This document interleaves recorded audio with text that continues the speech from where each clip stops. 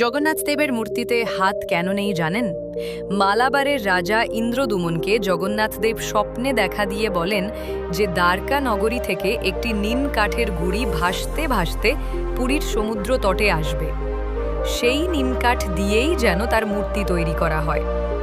রাজার আদেশে সেই নিমকাঠ ডাঙায় তোলা হলো, কিন্তু কাঠ পাওয়া গেলেও মূর্তি তৈরি করবে কে তা নিয়ে যখন ভাবনা চিন্তা চলছিল, ঠিক তখনই বিশ্বকর্মা এক বৃদ্ধ কারিগরের রূপ ধারণ করে হাজির হন। কিন্তু বিশ্বকর্মার শর্ত ছিল যে তিনি একাই কারো সাহায্য ছাড়া ২১ দিনের মধ্যে মূর্তি তৈরি করবেন এবং মন্দিরের দরজা খোলা যাবে না। শুরু হয় কাজ। এদিকে মূর্তি নিয়ে রাজা ইন্দ্রদমনের স্ত্রীর আগ্রহ ক্রমশ বাড়তে থাকে। তারা অনেক দিন বন্ধ দরজার বাইরে থেকে কোনো আওয়াজ শুনতে না পাওয়ায় দরজা খুলে দেন। দরজা খোলার সঙ্গে সঙ্গেই সেখান থেকে অদৃশ্য হয়ে যান বিশ্বকর্মা, আর অসম্পূর্ণই রয়ে যায় জগন্নাথ দেবের মূর্তি বানানো। তখনই দৈববাণী হয়, যে আকৃতির বিগ্রহ তৈরি হয়েছে সেই বিগ্রহই যেন প্রতিষ্ঠা করা হয়।